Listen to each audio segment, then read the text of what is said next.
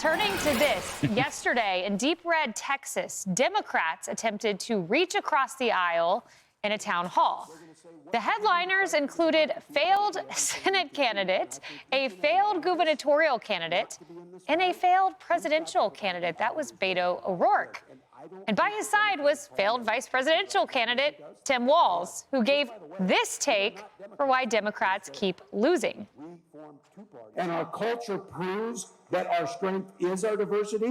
We've been talking about this for years as a country of immigrants, and we let them define the issue on immigration. We let them define the issue on DEI, and we let them define what woke is.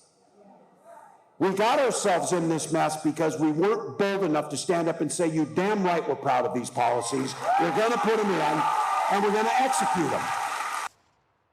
We got in this mess. We did not do this. Well, weren't you part of the we? It was you, and it was Kamala Harris. You guys were the we. Well, if that wasn't bad enough, Walz sent this message to young voters. And to all the young people who are here, I just pause for a moment and look around and look at, I'm especially talking about these old white guys who seem to disappoint us on a regular basis in this country. All right, Marie, so we weren't bold enough. We weren't proud of these policies. We didn't explain woke. We didn't explain immigration. Okay, well, let's pull this up. This is from the New York Times. The ad about they, them is who Walz and Kamala are for. They are not for you. Well, that ad, according to Harris's leading super PAC, shifted the polls 2.7 percentage points toward Trump. You look at the poll on immigration yesterday conducted by Pew, and what you find are 83% of Americans are for all illegal immigrants being deported or some. So it seems to me it's a losing fact pattern of issues. So doubling down on said issues may not be the post-mortem Democrats were looking for. Well, look, there's a lot of soul searching going on in the Democratic Party. We've seen Bernie Sanders and AOC out there getting huge crowds. We've seen Tim Walz and other people doing town halls in Republican areas where Republicans won't do them. So we're trying to do a lot to figure out how to come back from this. But every party does this when they lose, and we did lose, right? I will say, in terms of that they-them ad, like, one of the reasons that people think it was so successful is that the Kamala team didn't take it seriously, didn't push back, didn't actually want to engage on these issues. So what I would say is, on many issues, President Trump won in part because the Democratic messaging was not as strong and forceful as it should have been. But I would caution a note to my Republican friends that when you think you are winning and you are on top, you can get a little complacent. And we have seen in some of these special elections in Pennsylvania, a plus, double-digit Trump seat in the state house. Democrats won. Mike Waltz's seat in Florida, tighter than it should be. Elise Stefanik not going to the UN because they're worried they're going to lose a double-digit Trump seat to Democrats. So I think that Democrats have a real opportunity here, in part because the Trump administration is really overplaying their hand. You're right that Democrats want to deport illegal immigrants and support that.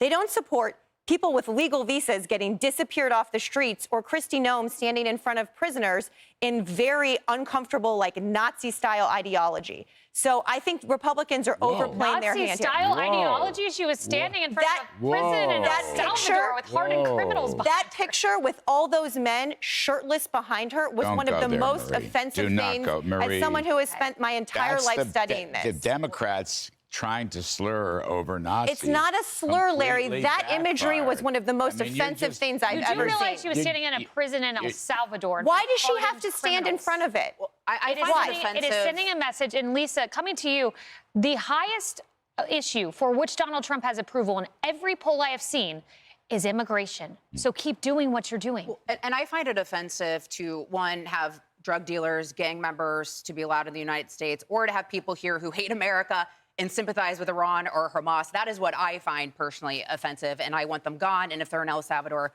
better yet.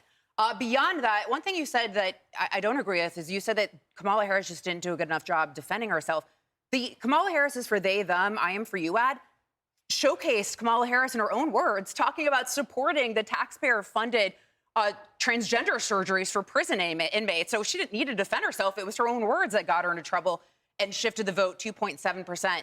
with those who viewed it. Also, even following Tim Walz and Beto O'Rourke is following two losers. And I don't say that to be mean. They just are actually losers. Tim Walz just lost the popular vote to President Trump. And then you look at Beto O'Rourke, he lost the Senate race in Texas. He had to drop out of the 2020 presidential race. and he just lost the gubernatorial race to Greg Abbott. So if you want to follow two losers, what will that end up in? Losing. Tim Walz, by the way, could be in some legal trouble in Minnesota because he has gone around trashing Tesla and Tesla stock. Now, listen up. Pension funds in Minnesota own the stock. They own a fair piece of the stock. He is on the retirement board of the pension funds that own the Tesla stock that he himself is trashing.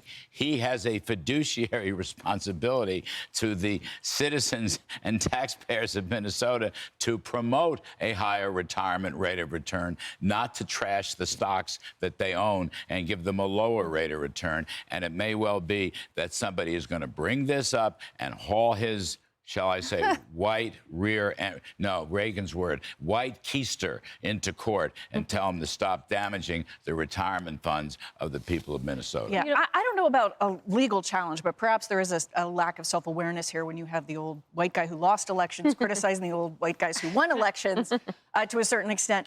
But it is interesting that they're getting out, and they're getting out early, perhaps kind of reestablishing their own relevancy as they go forward politically and trying to find a place. But they're, you know, in Texas, conservative areas, Beto hasn't done well there or won there. But they're out there with the same messaging, however, which I think is really interesting. They're really staying the course and saying we didn't say it loud enough. We didn't say it in the right way. Not that we're going to change our message because the electorate rejected it, but we just did it the wrong way, and we're trying to find the right way to do it. Join us.